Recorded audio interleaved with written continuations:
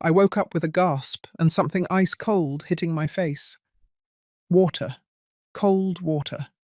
An entire bucket of cold water was dumped on me as if I were trash in the street. My sheets were soaked, my hair stuck to my face, my heart was pounding so hard I thought it would burst out of my chest. And there he was, my son, Robert, standing next to my bed, the empty bucket in his hands, and that expression on his face. That expression I knew so well. Impatience, irritation, as if I were a problem he needed to solve quickly. "Get up, Mum. It's already 7 o'clock in the morning," he yelled, dropping the plastic bucket onto the floor with a dull thud. "Jasmine is coming for breakfast in an hour. Where are the pancakes? Why are you still in bed?" I just lay there, sprawled among the wet sheets, looking at the ceiling of my own room. My room, in my own house. The house I had bought with my retirement money after working 35 years as a secretary, and my son had just thrown a bucket of cold water on me, as if I were a stray dog. "Mum, are you listening to me?" His voice went up another notch. "Jasmine will be here in an hour. I need you to make those special pancakes you always do. You know, the ones with the fluffy texture. And coffee. Good coffee, not that instant garbage you drink. And freshly squeezed orange juice. I also want you to make those scrambled eggs with cheese and mushrooms." I closed my eyes. I took a deep breath. The water was still dripping from my hair onto the pillow. I felt the cold penetrating to my bones. And then I remembered. Today was October 15th, my birthday. I was turning 61 years old, and my son had just woken me up by throwing ice-cold water on me. "Did you hear me?" Robert snapped his fingers in front of my face. "Move it. I don't have all day. Jasmine is very particular about food, and I need everything to be perfect. Perfect. Understand? Not like the last time you burned the bacon." I sat up slowly. The water ran down my back, soaking my old nightgown. That cotton nightgown I'd had for 10 years because I never had the money to buy a new one. All my money went to maintaining this house, to paying for Robert's food, to buying that expensive clothing he wore to impress Jasmine. "Robert," my voice came out hoarse, barely a whisper. "Today is my birthday." He stopped at my bedroom doorway. For a second, just a second, I thought maybe he had forgotten, that maybe he would apologize, that maybe he would hug me and say, "Happy birthday. Mum, forgive me." But then he turned around and looked at me with those cold eyes, the same eyes as his father. "So what?" he said. "Jasmine is coming in an hour. Your birthday can wait. Now get up and start cooking." And he left. Just like that. As if nothing had happened. As if he hadn't just dumped ice-cold water on me. As if it weren't my birthday. As if I wasn't his mother, but his housekeeper. I stayed sitting on that wet bed, staring at the empty doorway where he had disappeared. My hands were shaking. I don't know if it was from the cold or the rage that was starting to grow inside me. A rage that had been there for years, dormant, waiting, growing little by little with every insult, with every order, with every time he treated me as if I was worthless. I got up. My bare feet hit the cold floor. I walked to the dresser mirror and looked at myself. A woman of 61 years old with soaked hair stuck to her face. Deep dark circles under her eyes. Wrinkles that weren't there 5 years ago. Rough hands from all the washing, cleaning, cooking. For him.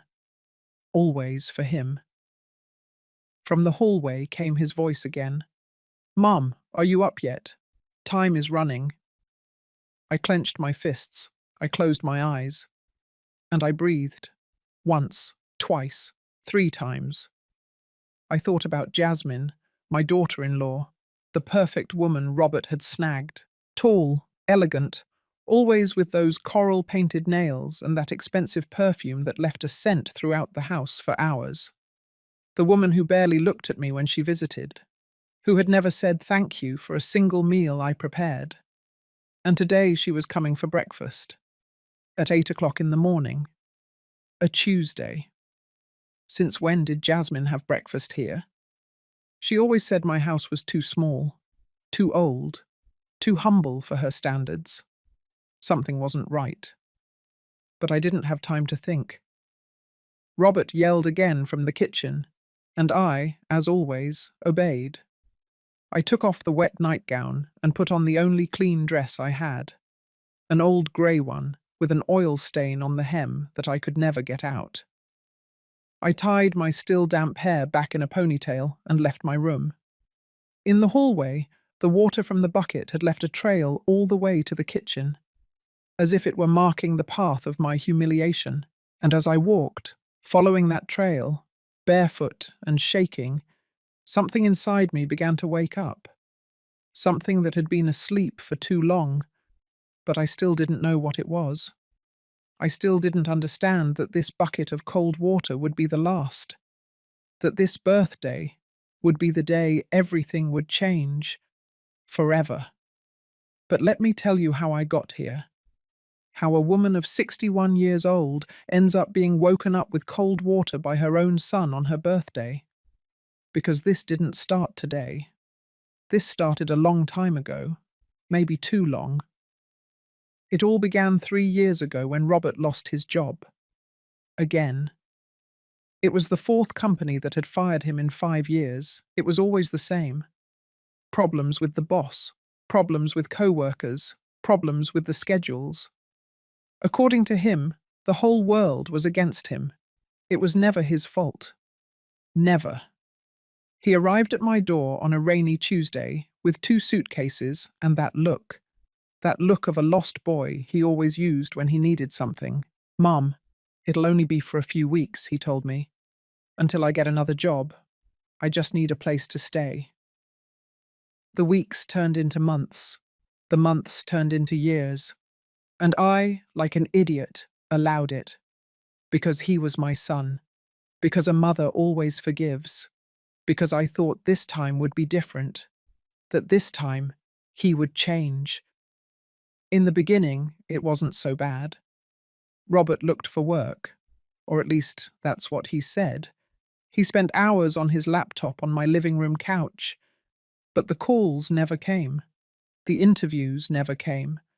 And little by little, his temporary room became his permanent room. My house became his house, and I became his maid. It started with small things. "Mum, could you wash this shirt for me? I have an important interview tomorrow." "Mum, could you iron my pants? You know I don't do it well." "Mum, could you make me breakfast? I woke up late and I don't have time." And I did it. Every time. Because he was my son.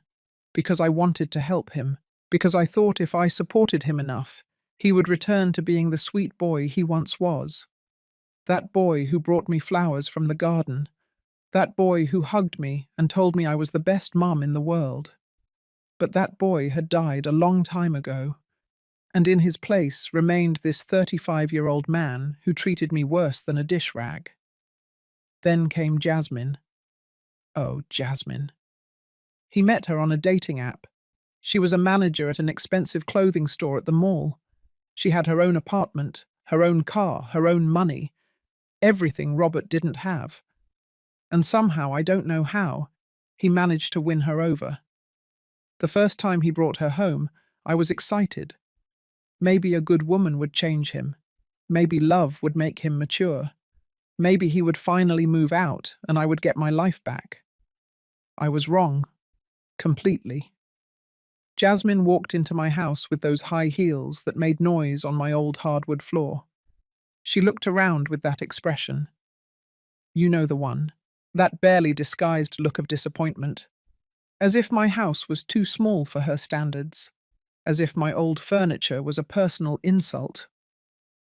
"So this is where you live," she said. without even looking me in the eyes. How cozy, cozy, the word people use when they don't want to say poor. I made dinner that night, roast chicken with potatoes and a salad. Nothing fancy, but made with love. I put out my best tablecloth, the white one with embroidered yellow flowers my mother had given me before she passed away. I lit a candle. I wanted to make a good impression. Jasmine barely touched the food. She moved the chicken back and forth across the plate with her fork, making those subtle faces she thought I didn't notice. Robert looked at her with adoration, asking her every 5 minutes if she needed anything else. Water, salt, pepper, napkins, as if she were a queen and we were her servants. "Your mother cooks very homemade," Jasmine said, wiping her mouth with the napkin. "I normally eat more sophisticated, organic food, gluten-free, those kinds of things." Gluten-free. My roast chicken wasn't good enough because it had gluten. But the worst came after.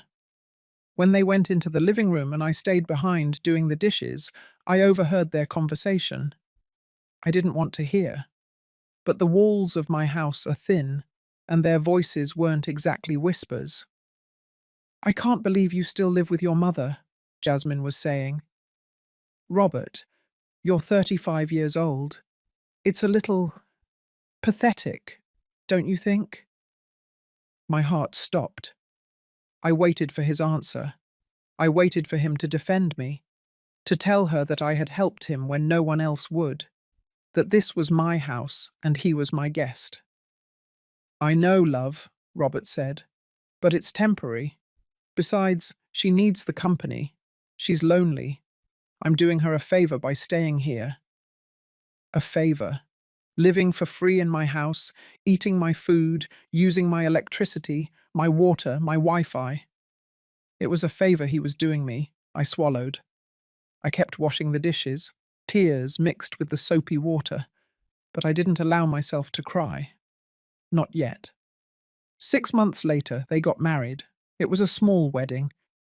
Jasmine said she didn't want anything ostentatious, but I knew the truth. She didn't want to spend money on a wedding when she could spend it on other things. Like that designer handbag that cost $800 and that Robert bought her with the money I had lent him to look for work. Money he never returned to me, of course. I thought that after the wedding they would move in together, that I would finally have my house back, my peace, my life. But no. Jasmine said her apartment was too small for 2 people, that they needed to save up for something bigger, that in the meantime, wouldn't it be nice to stay at my place?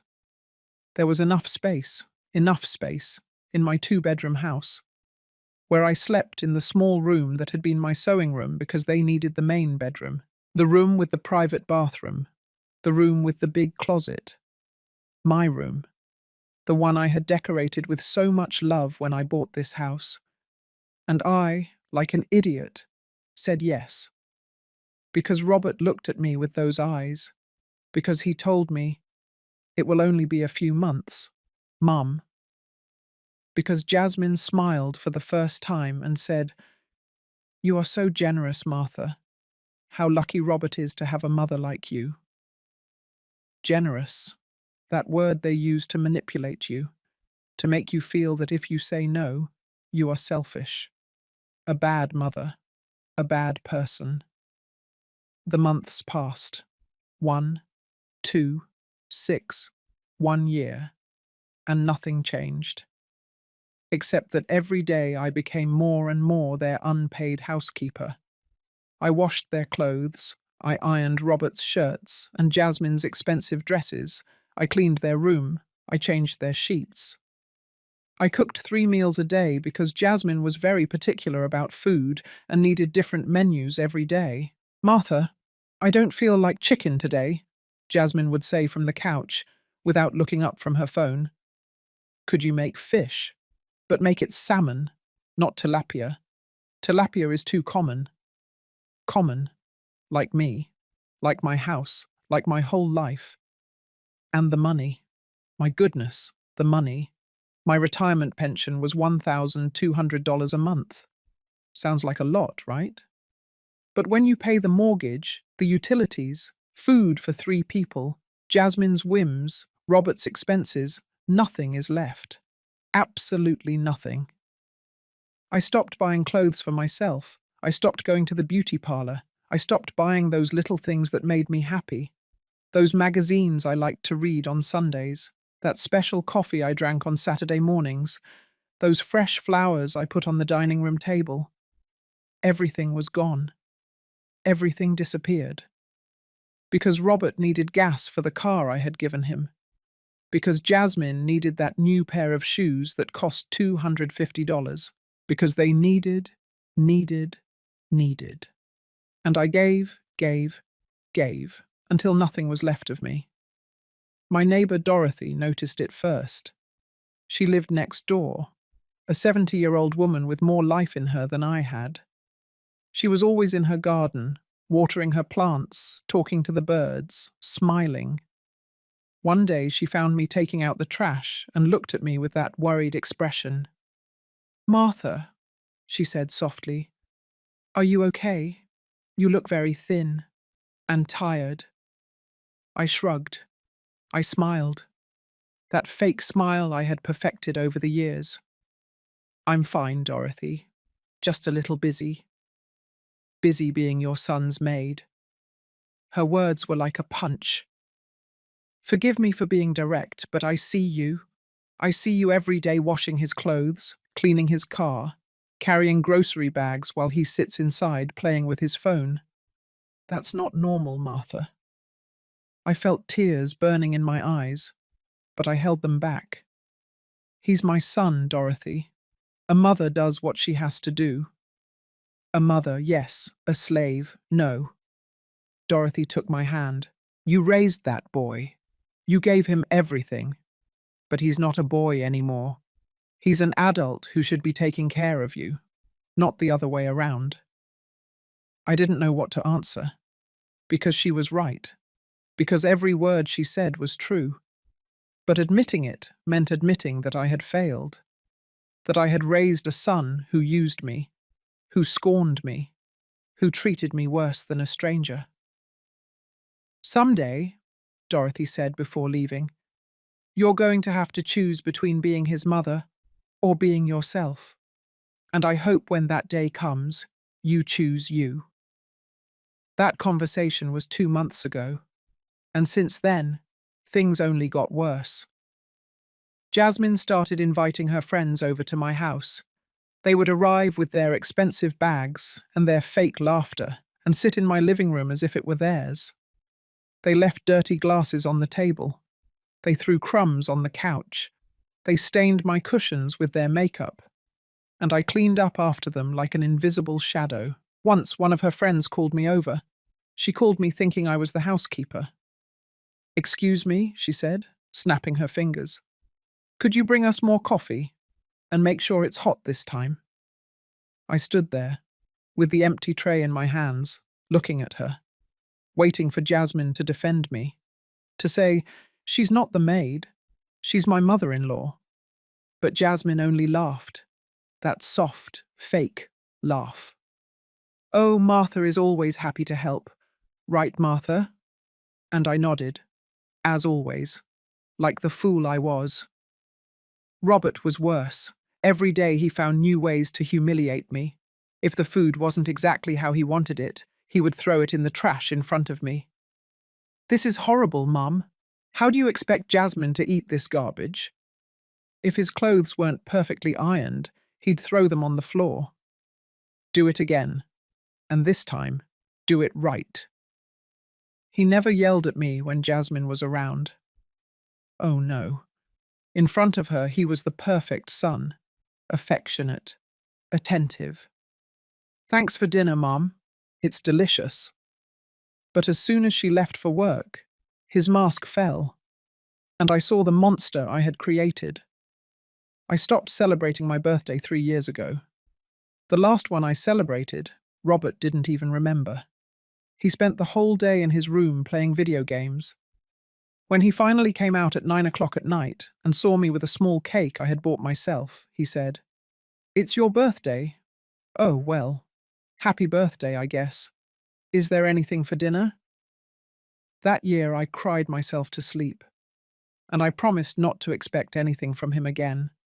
No more expectations, no more disappointments. But today was different.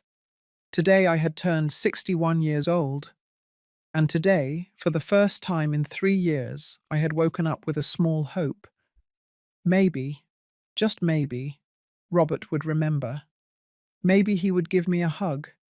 Maybe he would say, "Happy birthday, Mum, I love you."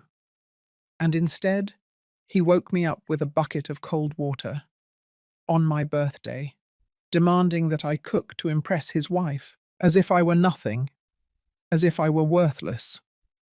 As I walked into the kitchen that morning with my hair still dripping ice-cold water, with my old dress stuck to my body, with my bare feet leaving wet prints on the floor, something inside me clicked. Something broke. Or maybe something woke up. I don't know. But I felt that this would be the last day I would allow this. The last day he would treat me like trash in my own house. Although I still didn't know how. I still didn't know what I would do. But something had changed, and there was no turning back. Robert was in the kitchen, leaning against the refrigerator, looking at his phone. He didn't even look up when I came in. He just pointed to the stove with a vague gesture of his hand. "I need 12 perfect pancakes," he said without looking at me. "With that fluffy texture you make. And don't burn them this time. Jasmine is very particular about breakfast. She says she can tell a person's quality by how they cook their pancakes." I just stood there, dripping water onto the floor of my own kitchen. My kitchen. The kitchen where I had prepared thousands of meals. Where I had cooked for him when he was a child. Where I had made him his favorite foods when he was sick. Where I had spent hours and hours of my life feeding him, nurturing him, loving him. And now he was demanding perfect pancakes to impress his wife. On my birthday, after waking me up with ice-cold water. "Robert," my voice came out firmer than I expected. "Today is my birthday." He finally looked up from his phone. He looked at me. His eyes scanned my soaked body, my dripping hair, my dress stuck to my skin. And I saw nothing. No emotion, no remorse. Nothing. "You already said that," he replied with a sigh of annoyance.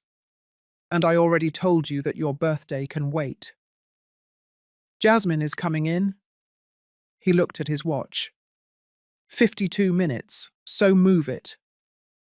Something in his tone, something in the way he looked at me as if I were a nuisance, as if my existence was an inconvenience in his perfect day. Something in all of it made the rage that had been growing inside me for years begin to boil. But I didn't say anything, not yet. Because I had learned something in these 3 years of humiliation. I had learned that words meant nothing to Robert. Only actions mattered. And my actions had always been of submission, of obedience, of sacrifice. Maybe it was time to change that. I walked to the cupboard and took out the flour, eggs, and milk. My hands were still shaking, but not from the cold. From something else. Something I couldn't name yet. I started mixing the ingredients in silence while Robert continued with his phone, texting Jasmine. I could see his screen reflected in the oven glass. Hearts, kiss emojis. "I love you, my queen. Everything will be perfect for you." My queen. While his mother was standing there, soaked and trembling, preparing his breakfast on her birthday. "Did you put vanilla in the mixture?" he asked suddenly. "Jasmine likes it with vanilla. And make sure there are no lumps." There were lumps last time. I didn't answer. I just kept mixing, beating the eggs with more force than necessary. The mixture splattered a little on the countertop. I didn't bother to clean it up. Are you listening to me, Mum? His voice rose. I'm talking to you. I hear you, Robert. My voice sounded strange, flat, unemotional, as if it came from very far away. He frowned, but returned to his phone. I continued cooking. I turned on the stove. I heated the pan. I poured the first portion of batter and watched as it spread, as the bubbles formed on the surface. Exactly as I had done thousands of times before. The pancake cooked perfectly, golden, fluffy, exactly how he liked them. I put it on a plate and started on the next one. Is the coffee ready yet? Robert asked. No. Why not? I said I needed coffee because I'm making the pancakes you asked for. You can do both at the same time. God, Mum, it's not that difficult. I took a deep breath. I let the second pancake cook. I didn't make the coffee. Mum, the coffee. In a moment. Not in a moment. Now. Jasmine can't wait for her coffee. She has a tight schedule. A tight schedule. On her day off. To come have breakfast at my house. How generous. I finished the second pancake, then the third, the fourth. Robert kept complaining about the coffee, but I ignored him. Something in me had changed since I entered that kitchen. Something had hardened, as if a door had closed inside my chest and could no longer be opened. When I got to the eighth pancake, Robert exploded. Mum, damn it! What part of make the coffee now don't you understand? Are you deaf? Are you stupid? Stupid. He called me stupid. The spatula in my hand tightened. The metal was hot from the steam of the stove. I felt it burning my palm, but I didn't let go.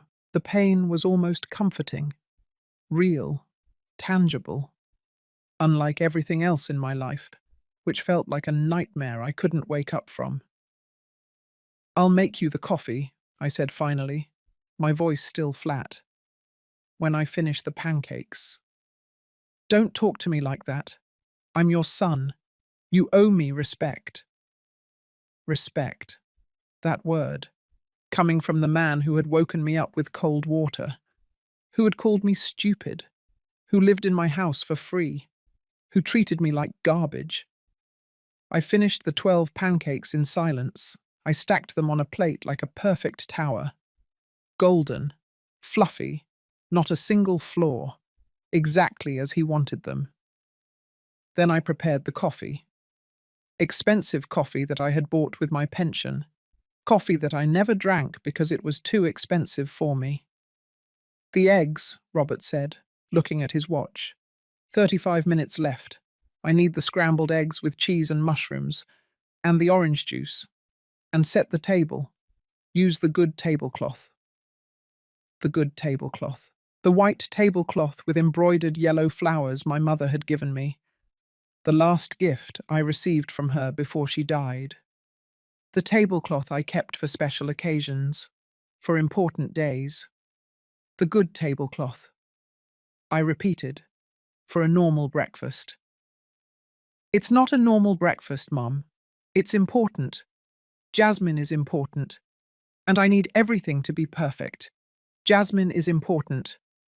Those 3 words hung in the air between us.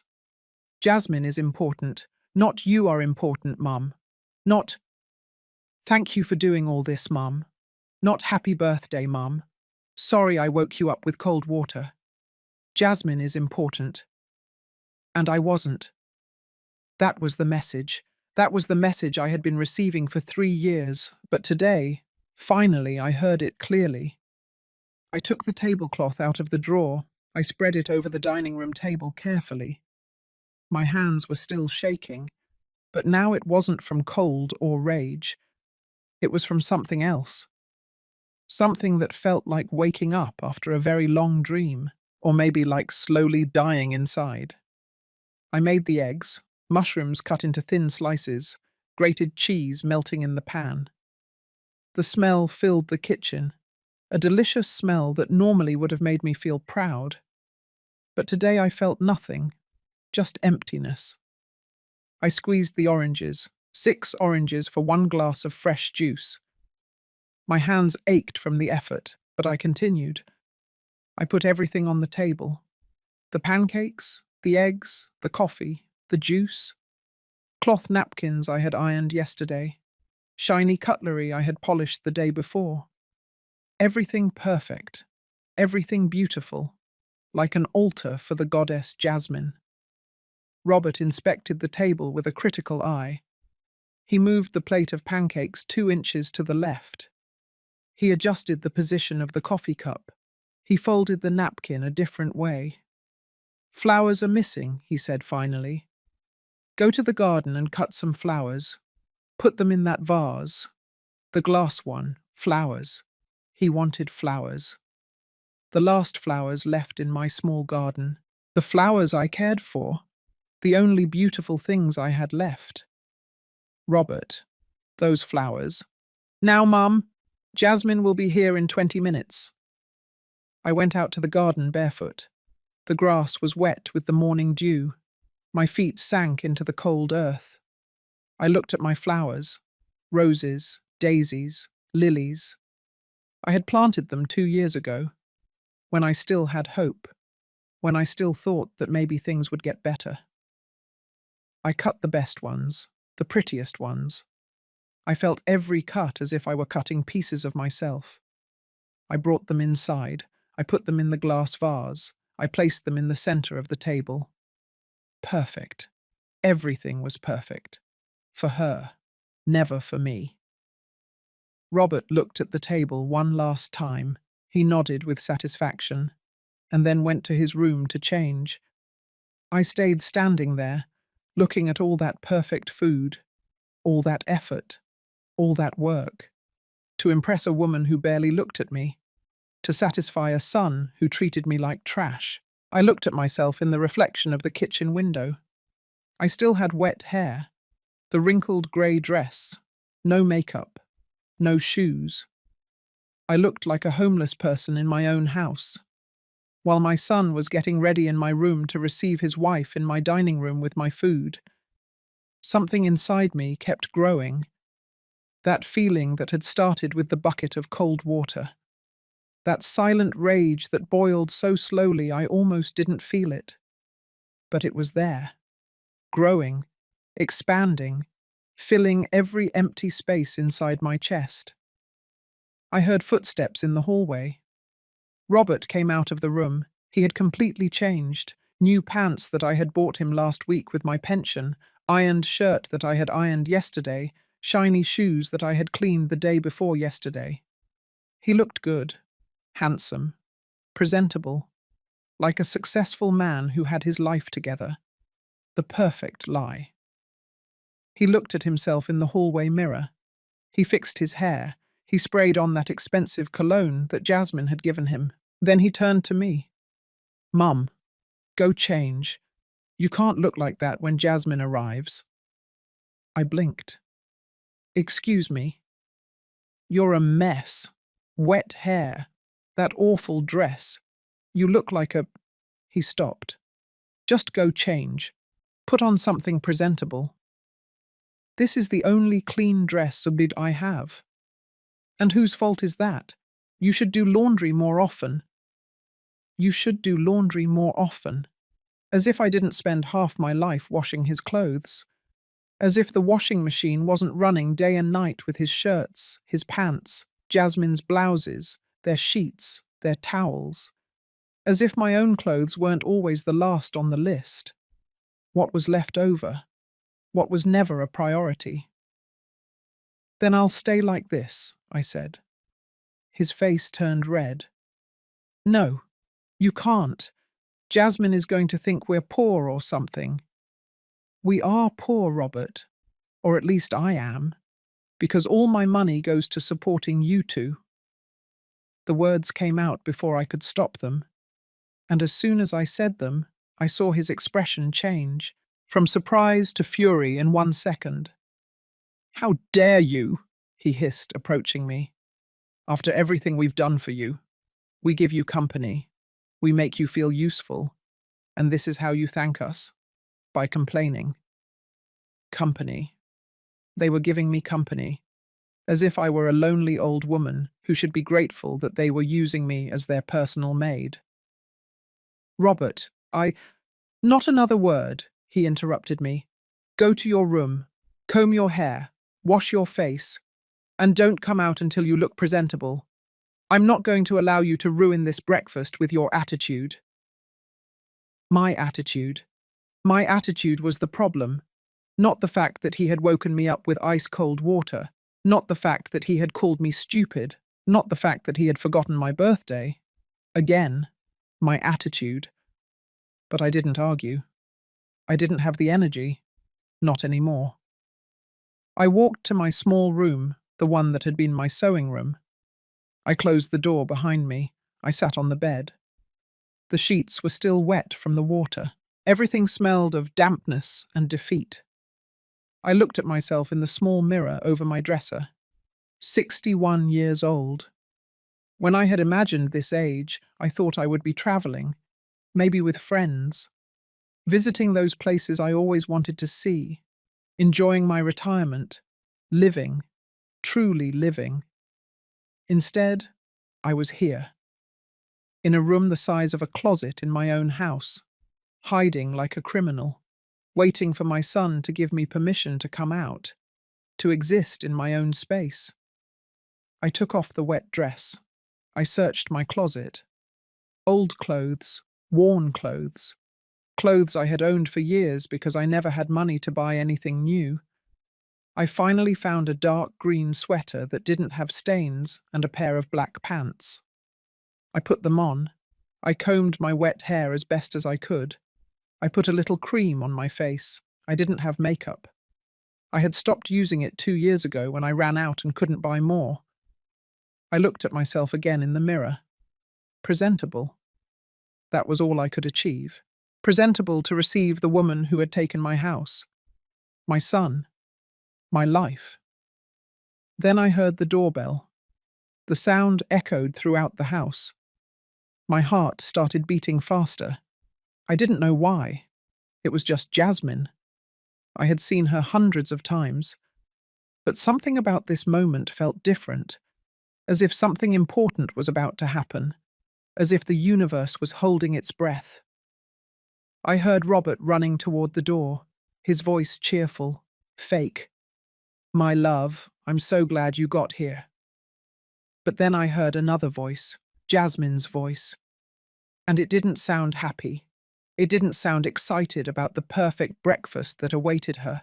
It sounded furious.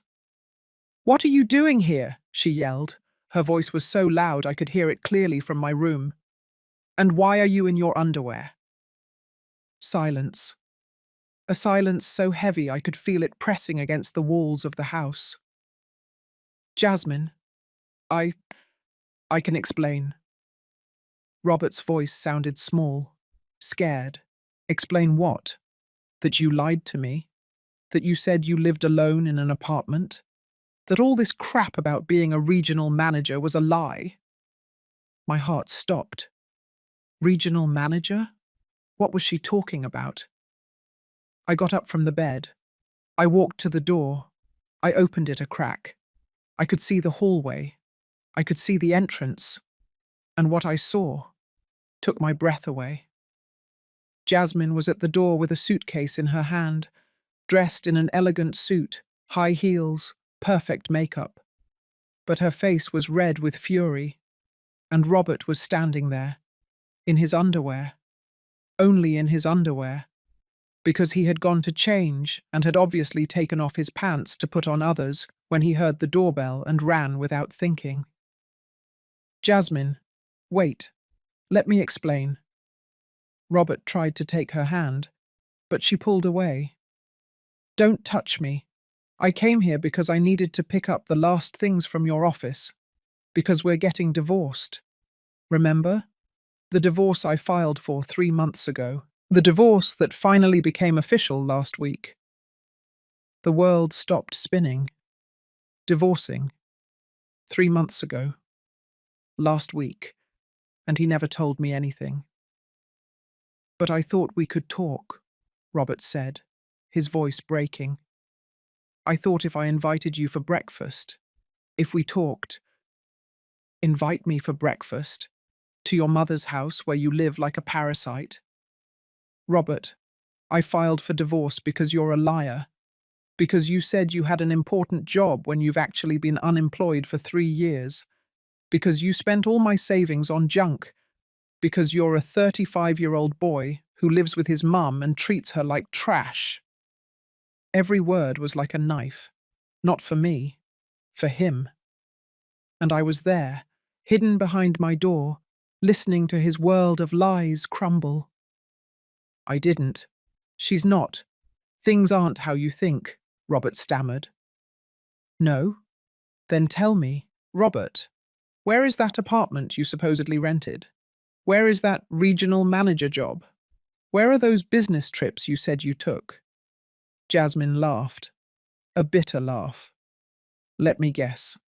You've been living here all this time, lying, using your mother, using my money, being the failure I always knew you were, but didn't want to see. Jasmine, please. No, it's over. I only came because the lawyer said I needed to pick up your work documents. But now I see there are no documents, there is no job, there is nothing, just a pathetic man in his underwear in his mother's house. The front door was still open, and then I saw something else. Dorothy. My neighbor Dorothy was in her garden, watering her plants. But she had stopped watering. She was watching. And behind her, other neighbors were starting to peek out of their windows, out of their doors, drawn by the screaming. Robert noticed it too.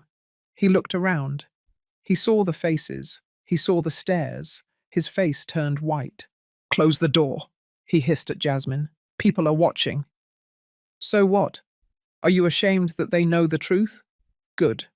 Let everyone know. Jasmine raised her voice even more. This man is a liar, a fraud, a parasite who lives off his mother while telling the world he's successful. Jasmine's words echoed down the street. I could see more neighbors coming out. The woman who lived 3 houses down. The young man who always washed his car on Sundays. The elderly couple from the corner. Everyone watching. Everyone listening. And Robert, standing there, in his underwear, exposed in front of everyone. But I couldn't move.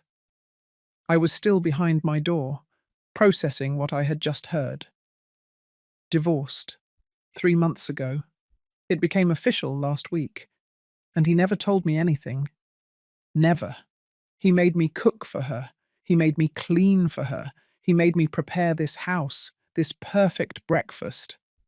For what? To win her back? To pretend everything was fine? He had used me, again. As always. But this time, it had been worse because it had all been a lie. Everything. She wasn't coming for breakfast as his wife. She was coming to pick up documents.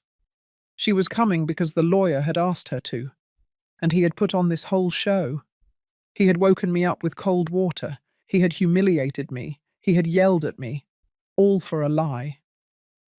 I need you to return the apartment key, Jasmine was saying now, her voice calmer, but no less harsh. The one we rented together. Well, the one I rented and you said you'd pay half, but never did. Jasmine, please, give me another chance. Another chance? I gave you 100 chances. Robert, when I found out you spent my savings on that super expensive computer you never used, when you lied about looking for work, when you borrowed money from me and never returned it, when your mother called me crying because she didn't have money to buy food, because you had spent her pension on video games. That hit me like a punch. I had called her, a year ago, in a moment of desperation when the bank account was empty and there were still 2 weeks until my next pension check. I had called Jasmine, feeling humiliated, asking to borrow money. $50, just $50 to buy food. And she had told me she couldn't, that she was very sorry, but she didn't have any extra money. I had believed she was selfish, that she was a cold woman who didn't care if her mother-in-law went hungry. But now I understood. Robert had left her without money too. He had used her just like me. I didn't know she called you, Robert lied. If I had known, liar. I told you. I confronted you. And do you know what you told me? That your mother was dramatic, that she exaggerated, that she was always inventing problems to get attention. Jasmine shook her head. You made me believe that she was the problem, when the problem was you. It was always you. Dramatic, exaggerated, invented problems to get attention. That's how Robert described me to his wife. That's how he painted me, like a crazy, needy, problematic old woman. And Jasmine had believed him. Of course she had believed him, because you always believe the person you love. The key, Jasmine insisted, holding out her hand. Give me the apartment key, and the credit card I gave you, and my car keys. The car. Jasmine, I need the car to look for work. It's not your car. It was never your car. It's in my name. I paid for it. Everything I paid for. While you lived here, in your mother's house, pretending to the world that you were a successful man. She laughed again, that humorless laugh. My God, I was so stupid, so blind. Robert didn't answer. He just stood there, trembling slightly. I don't know if it was from the cold of being in his underwear, or from the humiliation. Maybe both. The keys. Now. He slowly turned around, walked toward his room. My room. The room he had taken from me. I could hear the drawers opening, things moving. And then he returned with a keychain. He gave it to Jasmine without looking her in the eyes. She took it, put it in her purse. Then she looked around the house. Her gaze stopped at the dining room table, at the perfect breakfast I had prepared, the perfect pancakes, the perfect eggs, the perfect coffee, the flowers I had cut from my garden, my mother's tablecloth. All this was for me? She asked, pointing to the table. You thought a fancy breakfast would make me forget everything, that it would make me come back to you. Robert didn't answer. Pathetic, Jasmine murmured. She turned to leave, but then she stopped.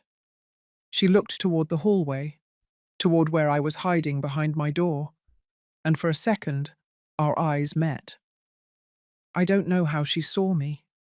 Maybe the door was more open than I thought. Maybe she just felt my presence. Martha, she called me. Her voice no longer sounded furious. It sounded tired, sad. I know you're there. I can see you. My heart sped up. I considered staying hidden, pretending I wasn't there. But what for? Everything had already been exposed. All the lies, all the secrets. There was nothing left to hide. I opened the door completely.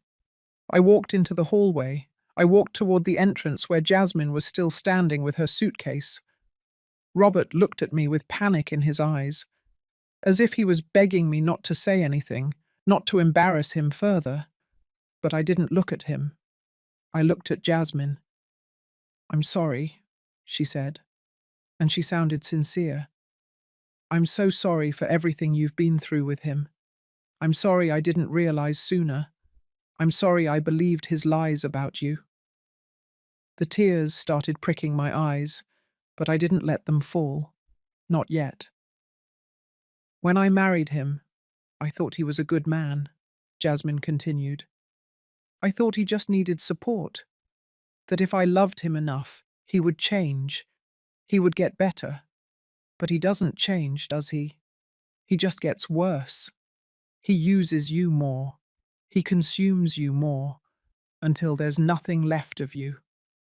I nodded, because she was right, because that was exactly what had happened.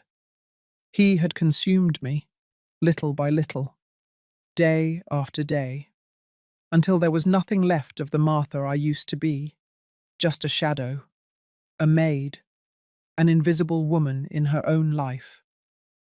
That's why I left, Jasmine said, because I realized that if I stayed, he would destroy me. And you. She looked at me with something like compassion. You should leave too. You should kick him out. It's your house, your life. You don't have to keep being his slave. Jasmine, shut up, Robert growled.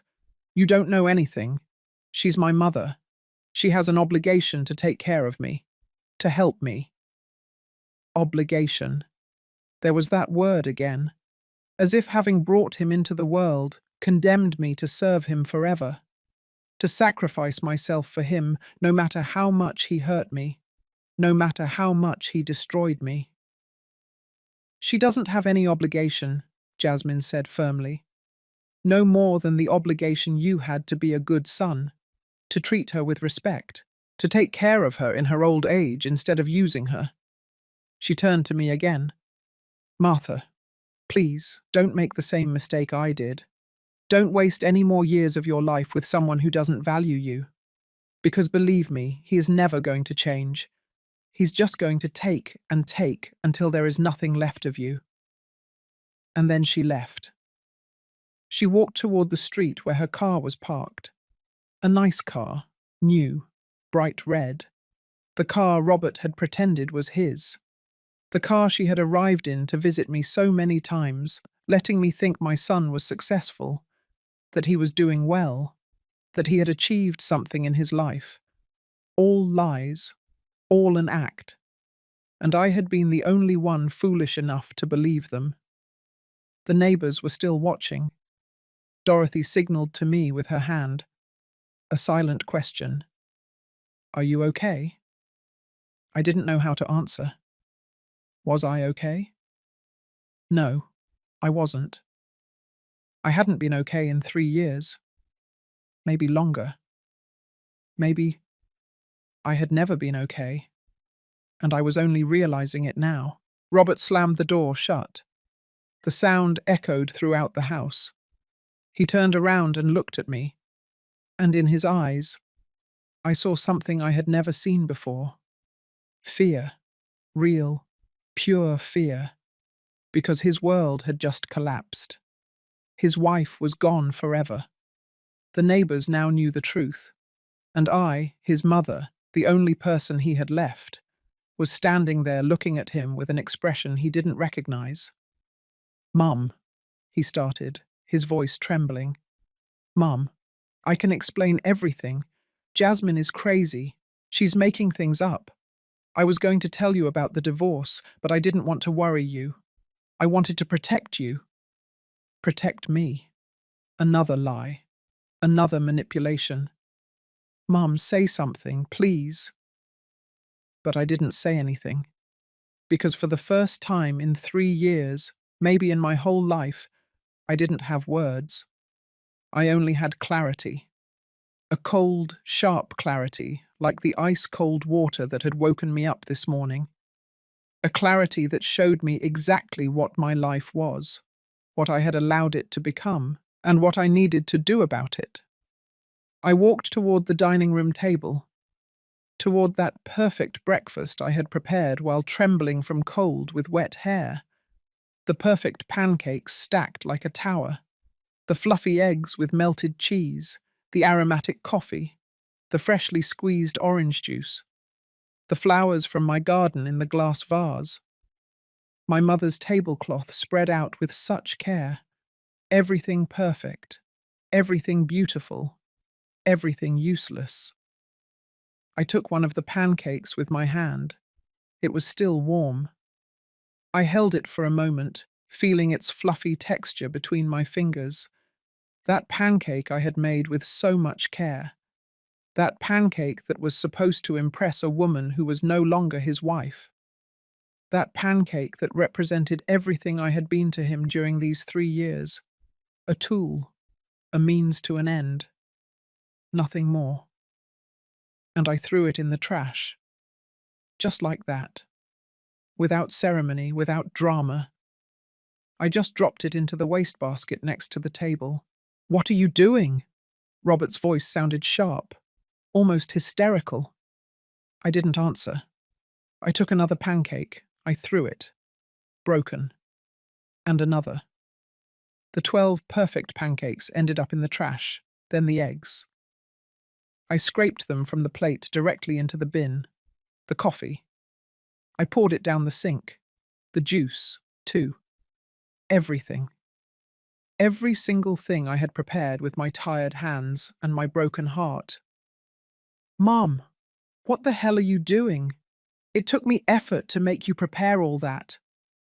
It took him effort, as if he had done anything more than yell orders from his phone. I took the flowers from the vase. My flowers. The last beautiful flowers from my garden. The ones I had cut this morning, feeling like I was cutting pieces of my soul. I held them for a moment, looking at them. They were still beautiful. They still smelled sweet. They didn't deserve to be on this table. They didn't deserve to be part of this lie. I walked toward my room. I heard Robert following me, still in his underwear, still yelling. But I no longer heard his words. They were just noise. Noise that I had endured for too long. I put the flowers in a glass of water next to my bed. There, where I could see them, where I could enjoy them, not to impress anyone, just for me. Then I opened my closet. I took out my small suitcase, the one I had used 5 years ago when I still travelled, when I still had a life of my own, before Robert came and turned my existence into this. What are you doing with that suitcase? Robert was at my bedroom door, his eyes wide open. Are you going to leave? Are you going to abandon me? That's how selfish you are. Selfish. I was selfish. Not him who had woken me up with cold water. Not him who had used and lied to me for 3 years. Not him who had spent my pension on his whims while I went hungry. I was the selfish one for wanting to leave. But I wasn't leaving. Not yet. First, I had something to do. I closed the empty suitcase. I left it on the bed. And then I walked toward the door where Robert was standing. He looked at me with confusion, with fear. Good. Let him be afraid. It was time for him to feel even a fraction of what I had felt all these years. Move, I told him. My voice sounded strange even to me. Calm, cold, unemotional. What? Move away from the door. I need to pass. He moved, still confused. I walked toward the kitchen, toward the drawer where I kept all the keys. House keys, garage keys, keys to everything. I took them all, every single one. I held them in my hand, feeling their weight. Mom, what are you doing? His voice now sounded nervous, really nervous. I walked toward the living room. I grabbed my purse. That old purse I had had for 10 years. I put the keys inside. Then I took my coat from the rack. I put it on. I was still in my green sweater and black pants. I still had damp hair, but I didn't care. Not anymore. Mom, answer me. Where are you going? I headed toward the front door, the same door Jasmine had left through a few minutes ago. The same door the bucket of cold water had entered through this morning, when Robert decided my birthday didn't matter as much as his perfect pancakes. You can't leave, Robert said, his voice rising in panic. This is your house. You can't just leave and abandon me here. I stopped at the door. I turned around. I looked at him. Really looked at him. This 35-year-old man standing in his underwear in the middle of the living room. This man who had come out of my body. This man I had raised, fed, loved with every fibre of my being. This man who had slowly destroyed me, day after day, until there was almost nothing left of me. "You're right," I said finally. "This is my house." I saw hope light up in his eyes. He thought I was going to stay. He thought he had won again, as always. So I continued. "You can stay here, inside, while I go out, and when I come back, we are going to have a very long conversation about how things are going to change." "Change? What do you mean, change?" I didn't answer. I just opened the door. The fresh morning air hit my face. It smelled of freedom, of possibility, of life. "Mum, you can't do this. I need you here. Who is going to clean? Who is going to cook? Who is going to—" I closed the door, gently, without slamming it, without drama. I just closed it. And then, with hands that were barely trembling, I took the keys out of my purse and locked up, from the outside, leaving Robert inside. I heard the sound of the bolt, that small but definite click, the sound of a door closing, or maybe of a door opening. It depended on how you looked at it. Immediately I heard pounding from inside. "Mom, open this door. Mom, this isn't funny." But I was already walking down the porch steps, walking down the stone path toward the street. The sun was fully out now. It was a beautiful morning, clear sky, birds singing, the kind of morning that makes life worth living. Dorothy was in her garden, still with the hose in her hand, although she wasn't watering anymore. She watched me walk toward her. Her eyes went from me to my house, where Robert's pounding and yelling could be heard clearly. "Martha," she called me. "Are you okay? What's going on?" I stopped at the fence that separated our yards. I looked at her. This woman who had witnessed my humiliation for 3 years, who had seen how I became a shadow of myself, who had tried to warn me and I hadn't listened. "I'm fine, Dorothy," I said. And for the first time in years, it was true. Or at least, I was on my way to being true. "I'm just taking a break." She looked toward my house again. The pounding continued. The windows shook with the force of Robert's fists hitting the door. "Did you lock him in?" she asked. And in her voice there was something, not disapproval. It almost sounded like admiration. "Just for a while," I replied.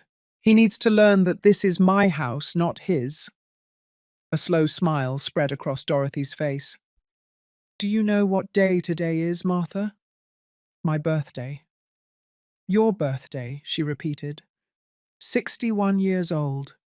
And finally, you are giving yourself a valuable gift. What is that? Respect, dignity, yourself." The tears finally came. I couldn't stop them anymore. But they weren't sad tears. Or maybe they were. But they were also something else. Liberation, relief, the end of something that had lasted too long. "Come," Dorothy said, opening her gate. "Come over to my place. I'll make you coffee. The good stuff. And a piece of that carrot cake I made yesterday. And we can sit on my porch and watch the show." "The show?" She pointed toward my house with her head. Robert had appeared in the window, still in his underwear, hitting the glass, shouting things I couldn't hear clearly, but were probably threats or pleas or both. And other neighbors were coming out. The woman from 3 houses down in her bathrobe, the young man with his coffee cup, the elderly couple holding hands. Everyone watching. Everyone seeing Robert make a fool of himself. Everyone witnessing his humiliation. And I, for the first time in 3 years, didn't feel shame. I didn't feel the need to defend him, to explain, to apologize for him. I only felt peace. A strange and new and slightly terrifying peace. but peace at last. Let's go, Dorothy insisted, taking my arm gently. Let him yell for a while. It will do him good. And you too. And I went with her. We walked up her porch steps. We went into her house, which smelled of cinnamon and cleanliness and normality. She sat me down on her comfortable couch. She brought me coffee in a pretty mug. She served me a huge slice of cake. And we sat together on her porch, drinking coffee, eating cake, and yes, watching the show. Dorothy's coffee was delicious, rich, strong, with a touch of cinnamon I never would have thought to add. The carrot cake melted in my mouth. Every bite tasted like something I had forgotten existed. Simple pleasure, guilt-free enjoyment. Food I didn't have to prepare myself for others. From Dorothy's porch, we could see my house perfectly. Robert was still in the window. He had stopped pounding, but his face was pressed against the glass, looking out, searching for me.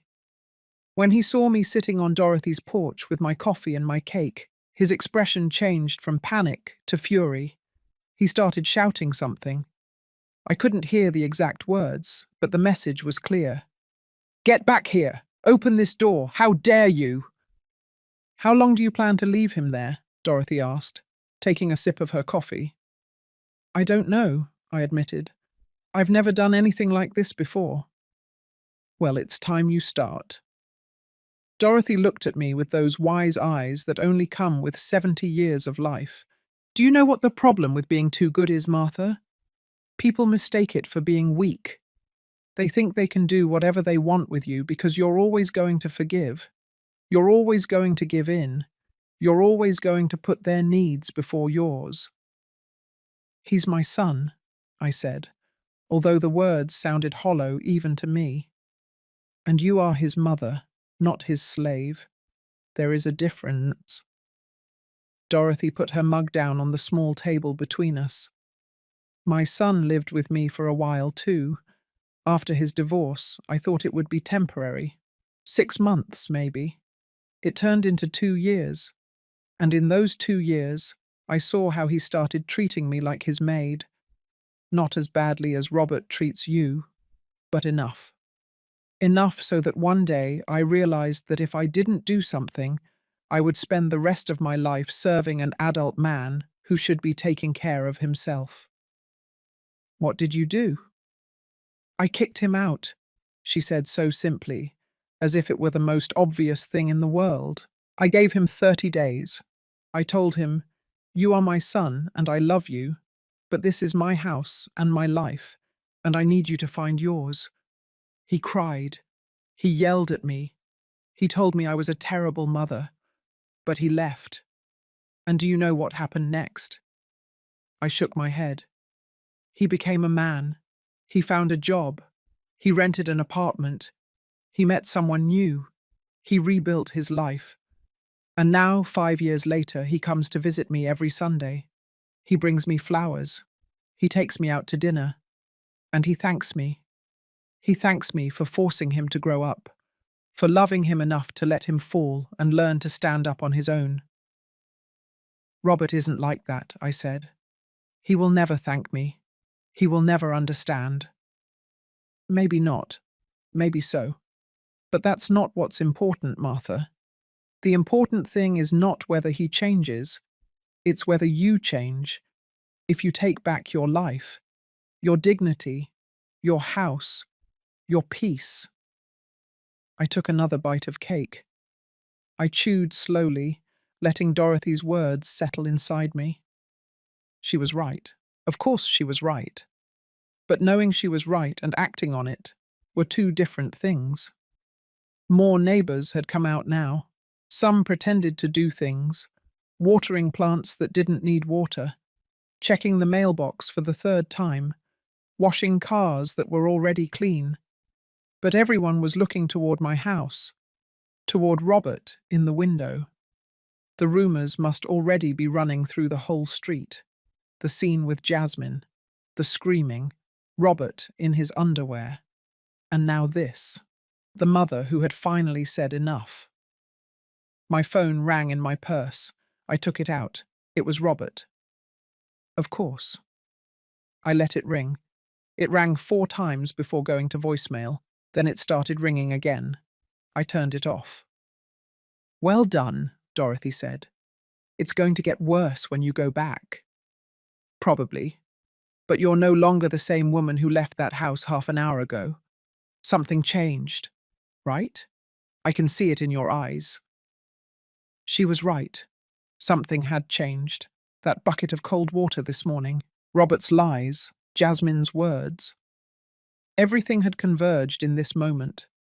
This moment sitting on my neighbour's porch, drinking coffee, watching my adult son throw a tantrum in my house. And instead of feeling guilt or shame, I felt clarity. A cold and perfect clarity that cut through years of confusion and manipulation. You know what the worst part is, I said finally. It's not that he treated me badly. It's not that he used me. It's that I allowed it. For 3 years allowed it. And if I'm honest with myself, I allowed it his whole life. Every time he did something wrong and I excused him. Every time he hurt someone and I defended him. Every time he failed and I rescued him. I created this monster, Dorothy. I did. No, Dorothy said firmly. You raised him. There's a difference. You did what you thought was right. What all mothers do. Protect. Love. Support. But he chose who to be. He chose how to treat you. He chose to be a parasite instead of a son. Those were his decisions, not yours. But I allowed it to continue. Until today. Dorothy smiled. Today you said enough. Today you chose differently. And that, my dear friend, is the only thing that matters. Not the past. Not the mistakes. Only this moment. This decision. This new beginning. A new beginning. At 61 years old. On my birthday. What a strange and terrifying and wonderful gift. We sat in silence for a while, drinking coffee, watching the morning unfold. The sun climbed higher in the sky. The day warmed up. Life continued. And for the first time in years, I felt like I was part of that life. Not just a shadow moving on the edges, but a real person, with value, with rights, with a future. Robert had disappeared from the window. He was probably inside, plotting, planning what to say when I returned, what words to use to manipulate me back into my role as a maid. But something told me that this time would be different. This time I would be different. What are you going to do when you go back? Dorothy asked, as if she could read my thoughts. I don't know exactly, but I know what I'm not going to do. I'm not going to apologize. I'm not going to cook for him. I'm not going to clean up his mess. I'm not going to keep being his unpaid housekeeper. And if he gets angry, if he yells at you, if he threatens to leave, then let him leave. The words came out easier than I expected. He's an adult man. He's 35 years old. It's time for him to learn to live alone, or with his father, or on the street if necessary, but not in my house anymore. Not this way. Not treating me like trash. Dorothy reached out her hand and took mine. Her fingers were warm, soft, comforting. I'm proud of you. I know it doesn't mean much coming from a nosy neighbor, but I am. This takes more courage than most people have. I don't feel brave. I feel terrified. Courage is not the absence of fear, dear. It's doing the right thing despite the fear. We finished our coffee. We ate more cake. Dorothy told me stories from her own life, about her difficult marriage that ended in divorce after 30 years, about how she had to rebuild herself at 50, about how she thought her life was over, but it was actually just beginning, about how the best years of her life had been these last 20, living alone, on her own terms, without having to serve anyone but herself. Loneliness and being alone are two different things, she told me. You can be surrounded by people and feel deeply lonely, or you can be alone and feel completely at peace. I chose peace. I looked at my watch. 2 hours had passed since I locked the door to my house. 2 hours since I left Robert locked inside. 2 hours in which I had not cooked, cleaned, served, or obeyed anyone. 2 hours of freedom. I should go back, I said finally. Are you ready? No, but I don't think I'll ever feel ready, so I better do it now. Dorothy nodded. She walked me to her gate. If you need me, I'll be here. If things get ugly, if he gets violent, you scream and I'll call the police. Understood? Understood. And Martha, happy birthday. This is the first day of the rest of your life. Make it count. I walked back to my house slowly. Every step felt significant, as if I were walking toward my destiny instead of away from it. The keys weighed in my purse. The power to open or keep closed. The power to decide who entered my space and on what terms. When I reached my door, I stopped. I took a deep breath. And then, with hands that no longer trembled, I took out the keys and opened the door. Robert was there. He had found pants, finally. He was sitting on the couch with his arms crossed, looking at me with a mixture of fury and relief. His phone was on the table in front of him. He had probably tried to call me 50 times. "Where the hell were you?" he exploded as soon as he saw me. "How could you lock me in like that? Do you have any idea how humiliating that was? The neighbors saw me. Everyone saw me." I closed the door behind me. I put the keys back in my purse. And I looked at him, really looked at him, without fear, without guilt, without that desperate need to appease him that had defined our relationship for years. "Good," I said simply. "Let them see you. Maybe that way you'll learn something." His mouth dropped open in shock. He clearly didn't expect that answer. "We need to talk, Robert, and this time you're going to listen." I sat down on the armchair across from him, not in the kitchen where I normally stood while he sat, not standing up, ready to jump to fulfill his orders. Sitting, like an equal, like the owner of this house, because that was what I was, the owner, not him. "We have nothing to talk about," Robert said, his voice still harsh, but with a touch of uncertainty. "You owe me an apology. You locked me in my own house as if I were a prisoner." "It's not your house," I said calmly. "It's my house. I bought it with my money. I pay the mortgage. I pay the utilities. I pay for everything. This was never your house, Robert. It was just a place where I allowed you to stay temporarily. And that time is over." The color drained from his face. "What are you saying?" "I'm saying you're leaving. You have 30 days to find somewhere else to live.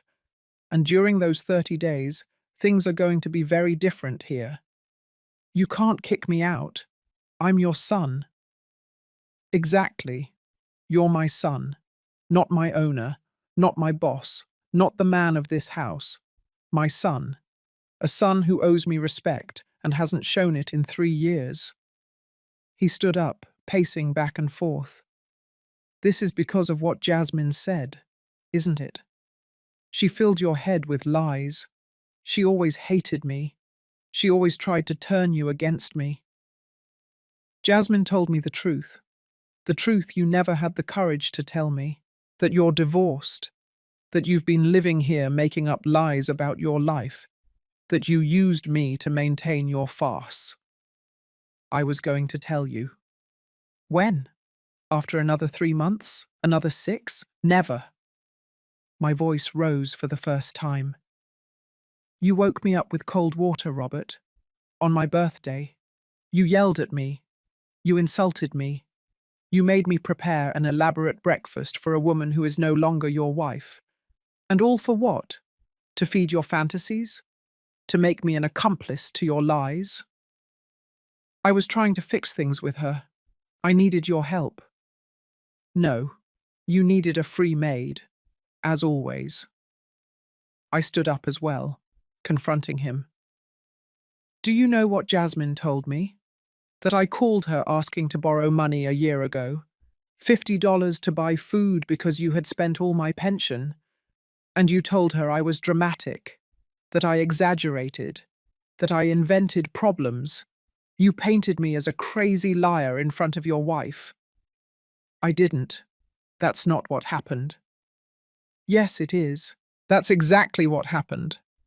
And the worst part is that I believed you when you said you needed that money to look for work. I believed you when you said it was temporary. I believed you every time you promised to change. But I don't believe you anymore, Robert. Not anymore. His eyes filled with tears, those manipulative tears he always used when he wanted me to give in. Mum, please. I made mistakes, I know, but I'm your son. You can't abandon me. I'm not abandoning you. I'm freeing you, and I'm freeing myself. I walked toward him. I looked him in the eyes.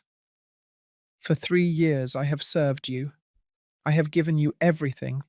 My money, my time, my energy, my dignity. And it hasn't been enough. It's never enough. Because you don't want a mother, Robert. You want a slave. That's not true. No? When was the last time you said thank you? When was the last time you washed your own clothes?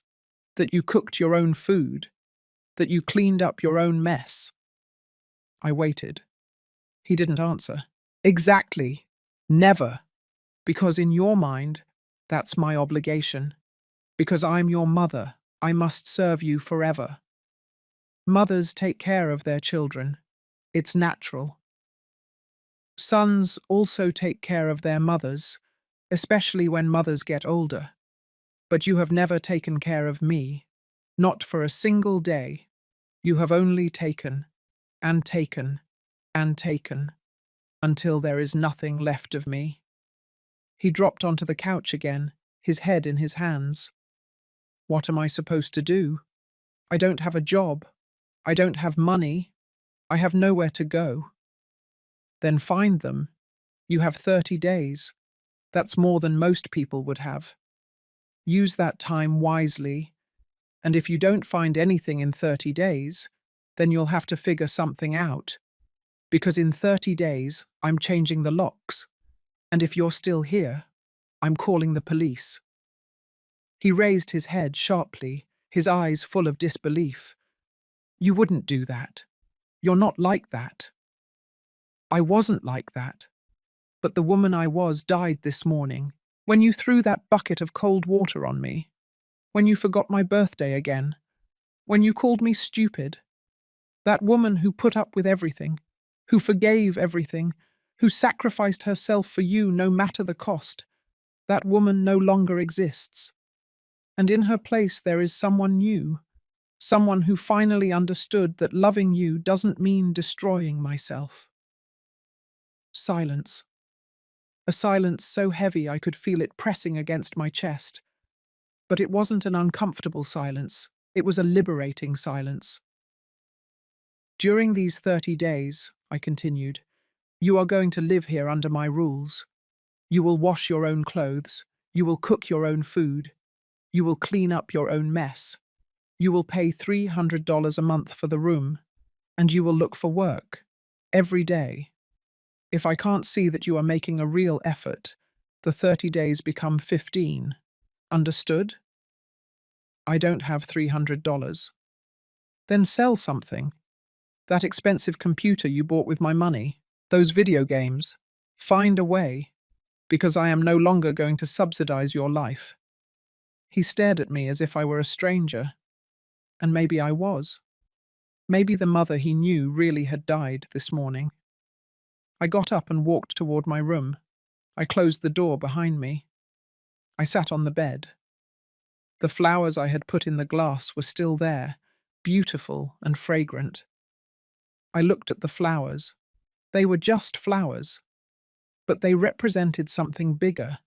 They represented beauty that I had allowed myself to have for myself. A small act of self-love. 61 years old. It wasn't too late. I still had time. Time to travel, to make friends, to exist without having to justify every moment. I got up. I washed my face. I looked at myself in the mirror, and I saw something new in my eyes. Light. Hope. Life. I walked out of my room. I grabbed my purse, my keys, my coat. "Where are you going?" Robert asked. "To celebrate my birthday." "Alone?" "Yes, alone. And happy." And I left. I walked down my street under the midday sun. Dorothy waved to me from her garden. I smiled and waved back. I didn't know where I was going. Maybe to the park. Maybe to that nice coffee shop downtown. Maybe I would just walk aimlessly, enjoying the sun and the fresh air and the freedom. Because today was my birthday, 61 years old, and after so many years of living for others, I was finally going to live for myself. Sometimes a bucket of cold water is what it takes to wake up, to see the truth, to find the courage to change, because it showed me who I really was. Not a victim, not a shadow, but Martha, a woman who finally understood that respect is not asked for, it is demanded, and that loving someone should never mean losing yourself. And with that thought, with the sun on my face and a smile on my lips, I walked toward my new beginning, toward the rest of my life, a life that finally belonged only to me.